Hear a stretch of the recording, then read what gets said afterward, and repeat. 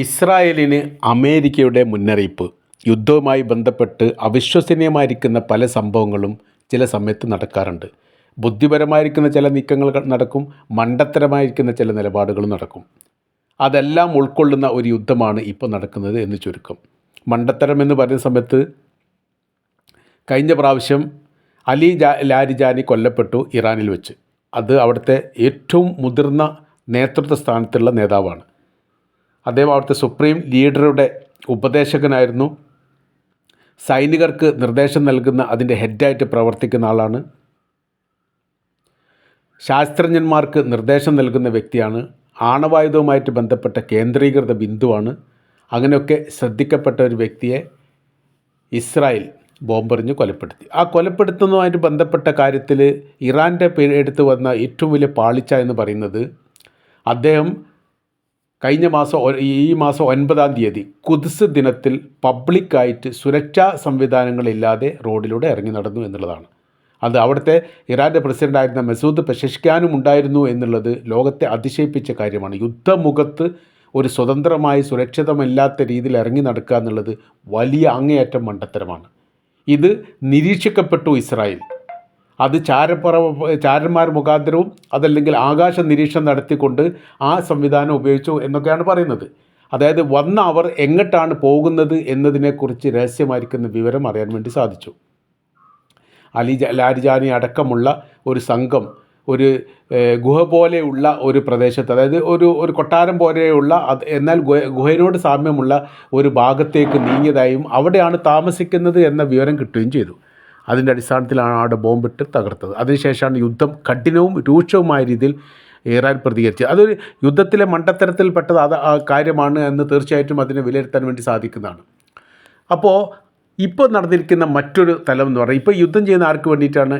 America ചട്ടമ്പിയാണ്, കൂലിപ്പണി ചെയ്യുകയാണ്. ആർക്ക്? ഇസ്രായേലിന് വേണ്ടി. ഇസ്രായേൽ എന്താണോ പറയുന്നത് അത് ചെയ്യുന്ന പണിയാണ് ഇപ്പോൾ അമേരിക്ക ചെയ്തുകൊണ്ടിരിക്കുന്നതെന്ന് ചുരുക്കം. അങ്ങനെ യുദ്ധത്തിൽ വലിയ രീതിയിലുള്ള നാശങ്ങളും നഷ്ടങ്ങളും അനുഭവിച്ചു കൊണ്ട് വേദന തിന്നുന്ന ഒരു രാജ്യമായി അമേരിക്ക മാറി. ലോകത്തൊരു രാജ്യവും അമേരിക്കയ്ക്ക് സപ്പോർട്ട് ചെയ്യുന്നില്ല, അമേരിക്ക സഹായിക്കുന്നില്ല. അമേരിക്ക ഒറ്റപ്പെട്ടു പോയിരിക്കുന്ന ഒരു യുദ്ധമാണ് ഇസ്രായേലിനെ സഹായിക്കാൻ വേണ്ടിയിട്ട്. അമേരിക്കയുടെ കോൺഗ്രസ് തന്നെ ഇതുമായിട്ട് ചർച്ച ചെയ്തിട്ടുണ്ട്. ഇറാൻ ഒരു കാലത്ത് നമുക്ക് ഭീഷണിയല്ല, പിന്നെ നിങ്ങളെന്തിനാണ് യുദ്ധം ചെയ്യുന്നത്? അവിടെ എന്തിനാണ് നിരപരാധികളെ കൊലപ്പെടുത്തുന്നത്? നമുക്ക് എത്രയും സാമ്പത്തിക ബാധ്യത നഷ്ടം ഉണ്ടായിക്കൊണ്ടിരിക്കുന്നു.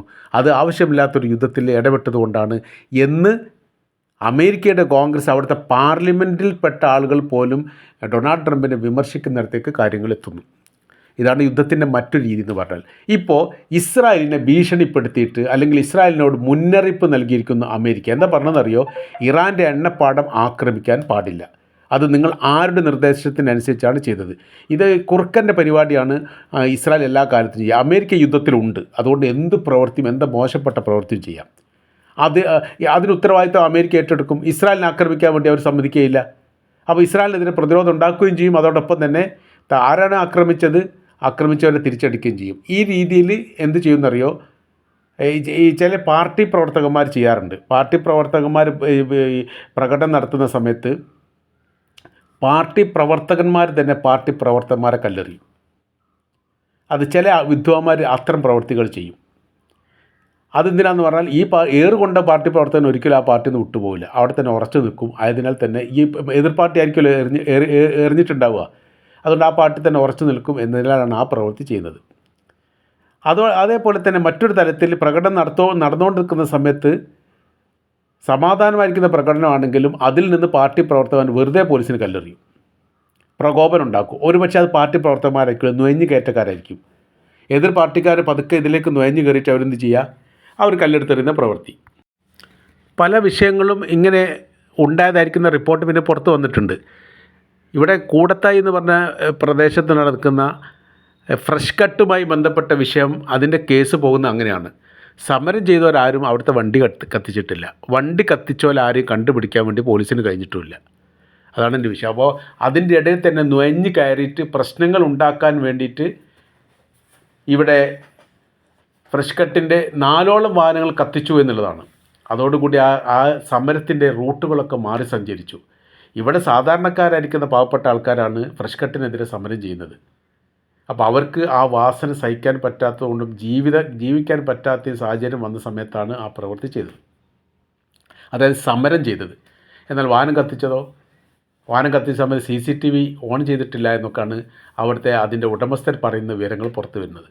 ഈ ഒരു റൂട്ടിലൂടെ സഞ്ചരിക്കും. നമ്മൾ പറഞ്ഞു വരുന്ന വിഷയം, ഇറാനെ ആക്രമിച്ചു ഇസ്രായേൽ. എങ്ങനെ? അവരുടെ എണ്ണപ്പാടത്തിന് തീ കൊടുത്തു. എണ്ണപ്പാടം ആക്രമിച്ചു, മിസൈലിട്ട് കഴിഞ്ഞിട്ട് ബോംബിട്ടു എന്നാണ് പറയുന്നത്. വലിയ തീപിടുത്തോ കാര്യങ്ങളൊക്കെ ഉണ്ടായി. ഇറാനെ സംബന്ധിച്ചിടത്തോളം അവരുടെ സാമ്പത്തിക സ്രോതസ്സിൻ്റെ നട്ടെല്ലായി പ്രവർത്തിക്കുന്നതാണ് ഈ പറയപ്പെട്ട എണ്ണപ്പാടം. വൈകാരികമായിട്ട് തന്നെ ഇറാൻ പ്രതികരിച്ചു. ഇറാൻ പ്രതികരിച്ച എങ്ങനെയാണെന്ന് പറയാം, ഇസ്രായേലിലും സൗദി അറേബ്യയിലും ഖത്തറിലും UAEയിലെയും എണ്ണപ്പാടത്തിന് മൊത്തത്തിൽ മിസൈൽ പായിച്ചു.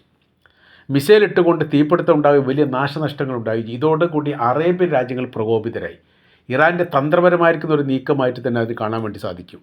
കാര്യം അവർ ഏകോപിപ്പിച്ചുകൊണ്ട് ഈ അമേരിക്കക്കെതിരെ രൂക്ഷമായ രീതിയിൽ സംസാരിച്ചു. ഇറാനെതിരെ അല്ല സംസാരിച്ചത്. ഇറാനെതിരെ സംസാരിച്ചിട്ടുണ്ട്. ഖത്തറിലുള്ള ഇറാൻ്റെ അംബാസഡർ പുറത്താക്കിയിട്ടുണ്ട്, രാജ്യം വിട്ടു പോകാൻ വേണ്ടി പറഞ്ഞിട്ടുണ്ട്. അത്തരം പ്രതിഷേധങ്ങളൊക്കെ നടന്നിട്ടുണ്ട്. എങ്കിൽ പോലും മൊത്തത്തിൽ അമേരിക്കക്കെതിരെ ഇളകി മറിയാൻ ഇത് വലിയ കാരണമായി. അവർ ഇസ്രായേലിന് മുന്നറിയിപ്പ്. അപ്പോൾ ഇത് ഉണ്ടായ സമയത്ത് പിന്നെ അമേരിക്കൻ പ്രസിഡന്റ് ഡൊണാൾഡ് ട്രംപിന് നിലനിൽപ്പില്ലാത്ത സ്ഥിതി വന്നു. കാര്യം എന്ന് പറഞ്ഞാൽ ഈ മേഖലയിൽ നിന്ന് അറേബ്യൻ രാജ്യങ്ങൾ തങ്ങൾക്കെതിരെ നിൽക്കുകയാണെങ്കിൽ അത് ഭാവിയിൽ വലിയ രീതിയിലെ മുറിപ്പാട് തങ്ങൾക്കുണ്ടാക്കും എന്ന് ആർക്ക് മനസ്സിലായി? ഡൊണാൾഡ് ട്രംപിന് മനസ്സിലായി. ട്രംപ് രൂക്ഷമായ രീതിയിൽ ഇസ്രായേലിനോട് ആ വിഷയമായിട്ട് പ്രതികരിച്ചു. മേലാൽ അത്തരം സംഭവങ്ങൾ ഉണ്ടാവാൻ പാടില്ല. നിങ്ങൾ ആരോട് ചോദിച്ച് ഏത് രീതിയിലാണ് ആ പ്രവൃത്തി ചെയ്തത്, എന്തുകൊണ്ട് ഈ അമേരിക്കക്ക് മുന്നറിയിപ്പ് നൽകിയിട്ടില്ല എന്നുള്ള പല കാര്യങ്ങൾ ചോദിക്കുകയും അവർക്ക് ഒരു വലിയൊരു മുന്നറിയിപ്പ് നൽകി മേലാൽ അത്തരം ഉണ്ടായിക്കഴിഞ്ഞാൽ അവിടെ കളി മാറും എന്ന തരത്തിലാണ്. അപ്പോൾ ഇസ്രായേലും ഭയപ്പെട്ടു. ഈ കാര്യം എന്ന് പറഞ്ഞാൽ അമേരിക്കയുടെ സഹായമില്ലെങ്കിൽ എങ്ങനെയാണ് യഥാർത്ഥത്തിൽ പിടിച്ചു നിൽക്കാൻ വേണ്ടി പറ്റുക? അതിൻ്റേതായിരിക്കുന്ന പ്രയാസവും ബുദ്ധിമുട്ടും അനുഭവിക്കേണ്ട ഒരു സ്ഥിതിയിലേക്ക് ആരെത്തും? ഓട്ടോമാറ്റിക്കായിട്ട് ഇസ്രായേലെത്തും. ഇസ്രായേൽ അതിനെ അമേരിക്ക കൈവിട്ടാൽ പിന്നെ അവർക്ക് നിലനിൽപ്പില്ല എന്നുള്ള കാര്യം ഉറപ്പാണല്ലോ. ഈ ഒരു സാഹചര്യം ഇപ്പോൾ ഉണ്ടായിട്ടുണ്ട് എന്നുള്ള, അഥവാ അമേരിക്ക ഇസ്രായേലിന് മുന്നറിയിപ്പ് നൽകുന്ന ഒരു സ്ഥിതിവിശേഷം ഉണ്ടായി എന്ന് പറഞ്ഞാൽ യുദ്ധത്തിൽ ഏറ്റവും കഠോരവുമായിരിക്കുന്ന ഒരു പ്രയോഗമാണ് അവിടെ നടത്തിയത്. ഈ യുദ്ധത്തിൽ ഇറാൻ ജയിച്ചു എന്നുള്ളതിൽ ഏറ്റവും വലിയ ഉദാഹരണമായിട്ട് പോലും പറയാൻ വേണ്ടി സാധിക്കും. കാര്യം എന്ന് പറഞ്ഞാൽ തങ്ങൾക്ക് രണ്ട് ശത്രു രാജ്യങ്ങളും കണക്കാണ്. ഇസ്രായേലും ആക്രമിക്കുന്നുണ്ട്, അമേരിക്ക ആക്രമിക്കുന്നുണ്ട്. അവർ തമ്മിൽ അങ്ങോട്ടും ഇങ്ങോട്ടും തെറ്റുന്നൊരു സ്ഥിതി ഉണ്ടാവുകയാണെങ്കിൽ അത് വലിയ ഗുണം ഇറാന് ചെയ്യുമെന്നുള്ള ഉറപ്പാണ്. അതിന് ഇറാൻ ചെയ്ത തന്ത്രപരമായ നീക്കമാണ്. ഞങ്ങളുടെ എണ്ണപ്പാടം കത്തുകയാണെങ്കിലും ഞങ്ങളുടെ എണ്ണപ്പാടവുമായിട്ട് ബന്ധപ്പെട്ട് പ്രശ്നം ഉണ്ടാവുകയാണെങ്കിലും അത് എല്ലാവരെയും സാരമായിട്ട് ബാധിക്കും. ഇറാൻ എന്ന് പറയുന്ന രാജ്യം അത് ഭരണ സംവിധാനം താഴെ വീഴുന്നൊരു സ്ഥിതി വന്നാൽ മിഡിൽ ഈസ്റ്റിലെ ഒരു ഭരണ സംവിധാനം നിലനിൽക്കാൻ പറ്റാത്ത വിധം തങ്ങൾ അതിശക്തമായിരിക്കുന്ന ആക്രമ പരമ്പര ഉണ്ടാക്കുമെന്ന് ഇതിനു മുൻപ് തന്നെ പറയപ്പെട്ടതാണ്. അത് ഏറെക്കുറെ ശരിയാണ് എന്നതിൻ്റെ ആരംഭമാണ് ഇവിടെ കുറിക്കപ്പെട്ടത്. അതിനോടൊപ്പം തന്നെ അമേരിക്ക പറഞ്ഞിരിക്കുന്ന ഒരു കാര്യം, മേലിൽ ഈ അറേബ്യൻ രാജ്യങ്ങളുടെ എണ്ണപ്പാടിന് നേരെ ആക്രമണം നടത്തിയാൽ ഞങ്ങൾ ഒറ്റയ്ക്ക് നിങ്ങളുടെ എണ്ണപ്പാടവും ആക്രമിക്കും എന്ന തരത്തിലാണ്. അല്ല, അത് ഈ അമേരിക്കയുടെ പ്രസിഡന്റ് അങ്ങനെ പറഞ്ഞുകൊണ്ടേയിരിക്കും, സാധാരണഗതിയിൽ പറയാറുള്ളതാണ്. അതല്ലാതെ അതിന് വലിയ പ്രത്യേകത ഒന്നും ഇറാൻ കാണിക്കുന്നില്ല. ആ പ്രവൃത്തി ഇപ്പോൾ അവർ ചെയ്തുകൊണ്ടിരിക്കുന്നു എന്ന് നമുക്ക് മനസ്സിലാക്കാൻ പറ്റുന്നത്. ഏതായിരുന്നാലും ഇത് വല്ലാത്ത രീതിയിൽ മുന്നേറാൻ പറ്റാത്ത രീതിയിൽ വലിയ പ്രയാസം അനുഭവിക്കുന്ന ഒരു സ്ഥിതിയിലേക്ക് അമേരിക്ക എത്തിയിരിക്കുന്നു എന്നുള്ളത്. അതായത് ഈ യുദ്ധത്തെ ജയിപ്പിച്ചെടുക്കാൻ വേണ്ടിയിട്ട് അമേരിക്കക്ക് സാധിക്കില്ല. യുദ്ധത്തിൽ പരാജയം സമ്മതിക്കാൻ അവരുടെ അഭിമാനം ഒട്ട് സമ്മതിക്കുകയില്ല. പിന്നെ ഇതെന്ത് ചെയ്യണം എന്നുള്ളതിനെക്കുറിച്ചാണ് ഇപ്പോൾ ഗൗരവപരമായിട്ട് ആലോചിക്കുന്നത്. യുദ്ധം എങ്ങനെയെങ്കിലും അവസാനിപ്പിക്കുക എന്ന് പറഞ്ഞാൽ അത് ഇറാനോട്ട് സമ്മതിക്കുന്നില്ല. ഞങ്ങൾ യുദ്ധം അവസാനിപ്പിക്കാൻ തയ്യാറല്ല, ഞങ്ങൾ ചില നിബന്ധനകൾ മുന്നോട്ട് വെച്ചിട്ടുണ്ട്. ഏറ്റവും പ്രധാനപ്പെട്ട നിബന്ധന ഞങ്ങൾക്ക് നഷ്ടം തരണം എന്നുള്ളതാണ്. അത് നിസ്സാരമായിരിക്കുന്ന കാര്യമല്ല, ഗൗരവപരമായിരിക്കുന്ന കാര്യമാണ്. കാര്യം എന്ന് പറഞ്ഞാൽ ഭീമമായിരിക്കുന്ന നഷ്ടം സംഭവിച്ച രാജ്യമാണ് അമേരിക്ക, ഇസ്രായേലും. അവർക്കുണ്ടായതിൻ്റെ പകുതി നഷ്ടം പോലും യഥാർത്ഥത്തിൽ ഇറാനിലുണ്ടായിട്ടില്ല. കണ്ണും പൂട്ടിയിട്ടാണ് ഇറാൻ ആക്രമിക്കുന്നത്. അതിൻ്റെ നാശങ്ങളും നഷ്ടങ്ങളും അവർ കൃത്യതയോടുകൂടി തന്നെ അനുഭവിക്കുന്നുണ്ട്. അപ്പോൾ അങ്ങനത്തെ ഒരു വല്ലാത്തൊരു സാഹചര്യം നിലനിൽക്കുന്ന സമയത്ത് ഇറാന് കൂടി നഷ്ടം കൊടുക്കണമെന്ന് പറയുന്ന സമയത്ത് അത് ഈ അമേരിക്കയുടെ അഭിമാനം സമ്മതിക്കില്ല എന്ന കാര്യത്തിൽ സംശയമില്ല. ഈ ഒരു സ്ഥിതിയിലാണ് ഇപ്പോഴത്തെ നിലവിലെ സാഹചര്യങ്ങൾ നിലനിൽക്കുന്നത്. മുന്നേറാനും പറ്റുന്നില്ല, ഒഴിവാക്കാനും പറ്റുന്നില്ല. പ്രശ്നങ്ങൾ തീർന്നുവെന്ന് പറയാൻ വേണ്ടി പറ്റില്ല, പ്രശ്നങ്ങൾ ഉണ്ടെന്ന് പറയാൻ പറ്റുന്നില്ല. ഇറാൻ തോറ്റു എന്ന് പറയാൻ പറ്റുന്നില്ല, ഇറാൻ ജയിച്ചു എന്ന് പറയാൻ പറ്റുന്നില്ല. ഈ ഒരു സ്ഥിതിയിലാണ് ഇപ്പോൾ ഉള്ളത്. അതിൻ്റെ ഇടയിലാണ് ഇപ്പോൾ കലക്കവെള്ളത്തിൽ മീൻ പിടിക്കുന്ന പരിപാടി ഇസ്രായേൽ ചെയ്തത്.